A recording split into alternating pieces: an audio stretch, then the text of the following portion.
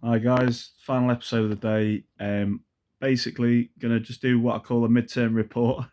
I suppose they do them in businesses and they do them in obviously in schools and all that kind of rubbish. But it's a midterm report on the Premier League, what's happened so far, where the surprises have come, on what I predicted at the start of the season. So at the start of the season, I did predict Manchester City to win the title, but I got to be honest, I actually predicted Arsenal to be second behind Manchester City, which a lot of people laughed at the time, but it's now looking like that could be the case at the very least for Arsenal. In fact, if Arsenal win their game in hand, as a lot of us know, Arsenal could be 8 points clear of Manchester City. And we're going, most teams, they've either played 20 games in the Premier League or most teams have now played 20 games.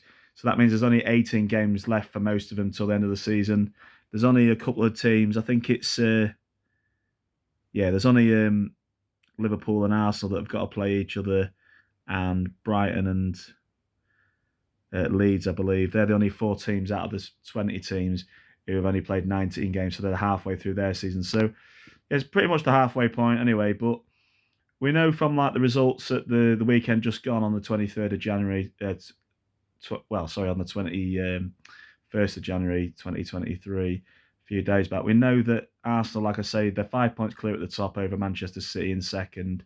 Newcastle are sitting in third, and Manchester United are sitting in fourth after they lost at Arsenal in the last game that they both played in the league, 3-2. So, if you're looking at a mid-term report, I did predict that Everton would be down there near the relegation zone. I did also predict that Bournemouth and Southampton would be down there as well at the start of the season.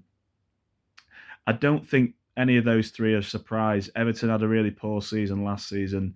They only just missed out on getting relegated thanks to a few wins in the last sort of 5, 6 games. Lampard kept them up. As most people know, Lampard's been sacked now because they're having a truly awful season. The final game for him, or the final straw for the Everton board, was Everton losing 2-0 away at West Ham at the weekend, at the Saturday just gone. So that was the final nail in the coffin for him, as people say. So Lampard's gone. They're looking at getting Marco Bielsa, the former Leeds United manager, in charge. He wants 6 million a year to take charge of him, which is a bit insane money. But there's so much crazy money going on in the Premier League that it doesn't really raise an eyebrow these days. So that's what's going on there for Everton. Everton are down in 19th. Southampton are bottom of the table in 20th. And the final team that's in the relegation zone with them, not really a surprise, Bournemouth. A bit of a surprise. I predicted, obviously being a bit biased because I'm a Forest fan, that Forest would finish higher than what I've said in the thing. I think I went with Forest to finish in something like ninth or 10th. Forest currently lie in 13th place after doing quite well in the last 5 games. Forest have been they've been undefeated in the last 4 league games, winning 3 and drawing 1. So Forest on the up, especially at home. They've had a good away win away at Southampton, their first of the season, so that started to give them confidence. It looked like Southampton was getting back on track, but then they had a defeat to Aston Villa. But to be fair, Aston Villa are doing really well this season. Well, not really well, but they're doing better than what they were doing. As a lot of us know, at the start of the season, Aston Villa had Steven Gerrard in charge, but he, due to poor performances and Villa going close to the relegation zone about 6 games ago, he got sacked, and Unai Emery came in, the former Arsenal manager from a few seasons back.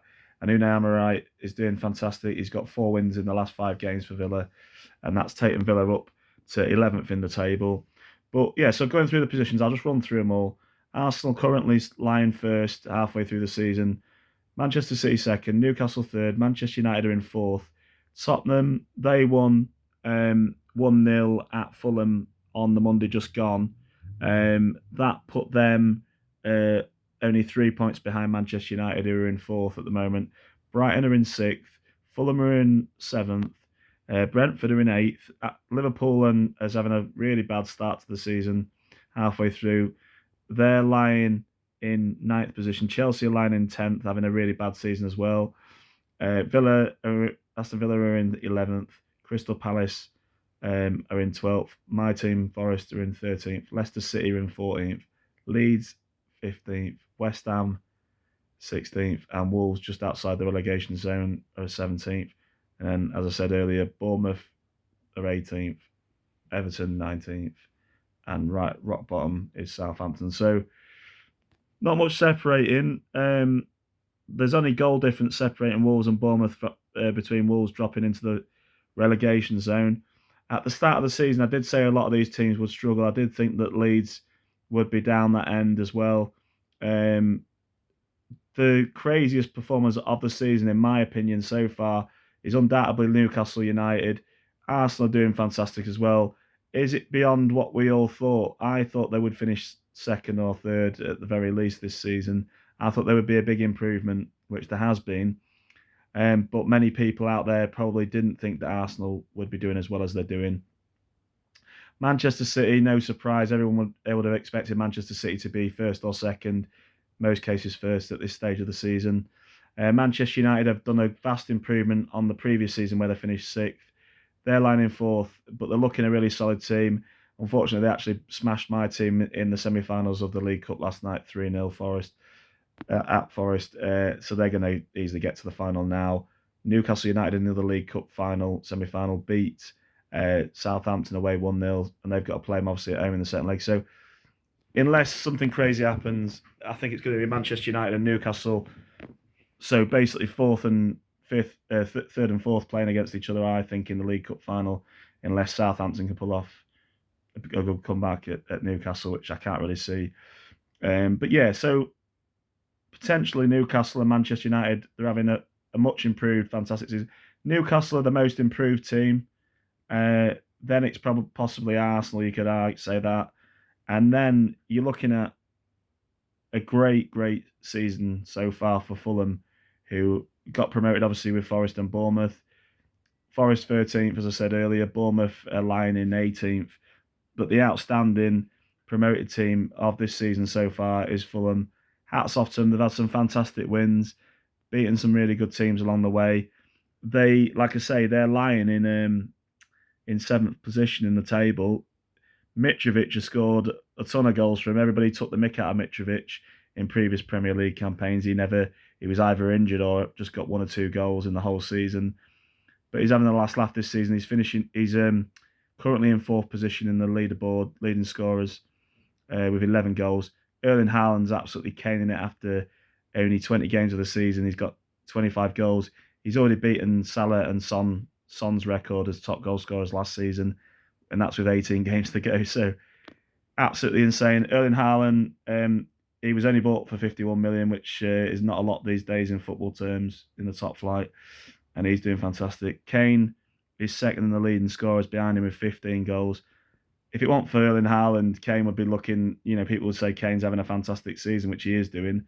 Third is Ivan Toney, which is insane because Ivan Toney was actually playing for Scunthorpe United in, not more than like 4.5 years ago. He's playing in League One for Scunthorpe United. So, but at the moment, he's the third top goal scorer in the Premier League. So, absolutely insane.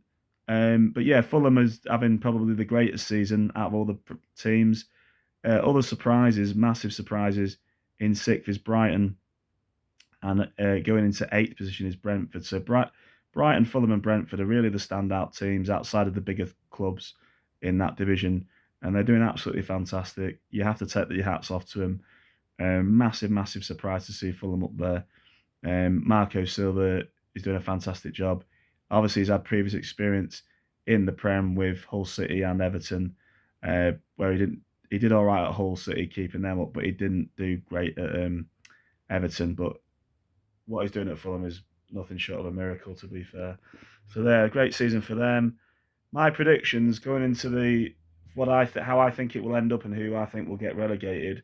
I won't say we're biased. People would still say that possibly Forest have got a good chance of going down, but we're currently, as it looks on the table, we're 4 points clear, which isn't a lot, but when I look at the teams and how Forest are playing at home, I really think Forest will have enough. And I personally think that Forest will stay where they are, sort of around 13th to sort of 15th position. I can't see them falling any lower than that now. I reckon we've got enough in us to get at least another 5-6 wins at home, which should see us in safety with a few draws, obviously away from home, and maybe maybe another couple of maybe 2 wins away from home as well. We'll be able to get before the end of the season. So yeah, so no dangers about them. My teams, I think, to get relegated. I personally think that bottom three are going down. I think Bournemouth, Everton. It'll be the first time in their history that they've ever been outside of the top flight. Them and Arsenal have never been outside of the top division before in their entire history. But I feel Everton will go down this season with Bournemouth, and I think with Southampton as well. The only saving grace about Southampton is Ward-Prowse, who seems to score a lot of goals. But when you're relying on one player, I just don't think it's going to be enough for Southampton, and I can see those three going down. I think Wolves and West Ham will just narrowly stay up. They're just slightly better than those teams that are in the bottom three. And I think Leeds and Leicester will have enough as well just to stay up. So I can't see too much difference. As far as the top four goes,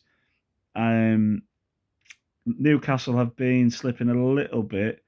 They haven't been getting win. I mean, I suppose there was expected a bit to get a win away at Crystal Palace recently, but they drew 0-0. Can they stay in the Champions League places? I'm going to put my neck on the line and say that I do think that Arsenal are going to win the title. I do think Manchester City will stay in second. I think Manchester United will finish third. And I've just got this feeling that Tottenham will pip Newcastle to fourth place. And I think Newcastle will end up in the Europa League in fifth. But I think it'll still be a great season for Newcastle. And as I said earlier, my predictions after seeing the first leg of the League Cup, where Newcastle won 1-0 away at Southampton and Manchester United won 3-0 away at Forest, I can't see those two not playing each other in the final. And I think if you're looking for a finals outcome, Manchester United will be the favourites against Newcastle. And I think that Manchester United will beat Newcastle in the final. I would possibly go for a 2-0 victory to Manchester United in that final. So last time they played each other in a cup final, as a lot of us older fans know, to the Premier League, they beat each other. They played each other in the 1999 FA Cup final. That was the last final they played against each other, and Manchester United won that 2-0 thanks to goals from Sheringham and Paul Scholes back in the day. So that's what's going on at the midterm report. Anyway, as I say, most improved teams. When you're looking at size of clubs, it has to be Fulham this season. They're doing fantastic. Like I say, lying in 7th position.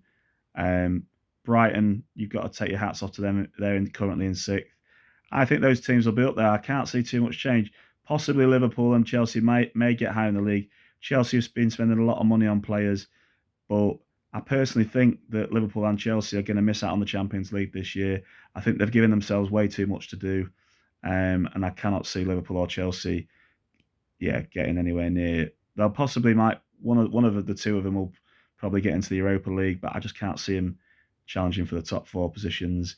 I think it's going to be fiercely fought out now. There's only 3 points between Man United and Tottenham at the halfway stage, and the same away from Newcastle are only above Man United on goal difference. So, yeah, I think Newcastle will drop down to 5th, and I think Tottenham will sneak that 4th spot. As for the positions lower down, I think there's not going to be too much change in the bottom half of the table. I cannot see any of those teams going too much higher. I really think my team, Forest, will probably finish, like I say, anywhere between sort of where they are now, 13th and 15th. I can't see us going any higher than that. And that's it, really. All the other teams where they are in the tables, that's pretty much where I think they'll be. I don't think there'll be too much change. Anyway, that's my half-term report. Halfway report, should I say, for the Premier League season. Have a great week, whoever's team you support. It's obviously all the FA Cup games are on this weekend, and there's a few, obviously, Championship, League 1 and League 2 games. Obviously, I'll be back again on Sunday evening to do a review of all those games from the weekend coming up soon in the next couple of days. But bye for now, and have a great week, as I always say, and all the best. Bye.